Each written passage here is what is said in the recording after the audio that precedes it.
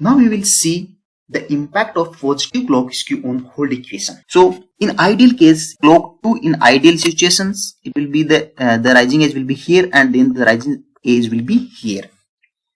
Okay, so if the rising edge is here, then we have some hold time here, hold requirement, hold time of the flip-flop, and that will be our hold requirement. So the propagation delay of the data should be more than the t hold time of the flip-flop. But now if you see, our clock edge has already shifted in the right direction by t skew time. Okay, so this is already shifted in the right directions. Then we will have this flip-flop hold time. So this total time will be t skew plus t hold. Now our new requirement will be the data propagation delay should be more than t skew plus t hold of the capture flip-flop. Correct? So now new hold equation will be clock to Q delay plus combinational delay should be greater than hold check, which we do by default at 0. So this we can consider if at respect to 0. The 0th instance, this value is 0. So let's assume this value is 0. Then the t hold plus t skew. So now our new propagation delay, or how our new equation will look like, the propagation delay now it should be more than t hold plus t skew.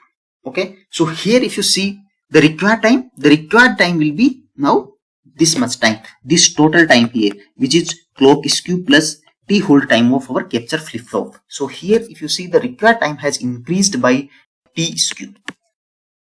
Now the arrival time is nothing but clock to Q delay plus combinational delay of combinational logic. Now the hold slack is always arrival time minus the required time. So if you see here, our required time has increased. If our required time has increased, our hold slack will basically decrease.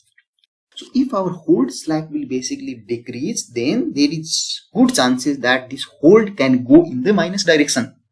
So if this hold will go in the minus direction, that means there is a hold violation. The hold slack should always be positive, and that means what we can conclude from here is the positive clock skew in hold equation always makes it harder to meet the hold requirement, because our aim is to always make the hold slack as much positive as possible. So with positive clock skew introduced, our required time actually has increased. We need more time for the data to arrive from the launch flip-flop to the data pin of the capture flip-flop. So what we can conclude here is always positive clock skew improves the performance. It makes setup timing constraints more easy to meet, but it always makes it harder to meet the hold requirement.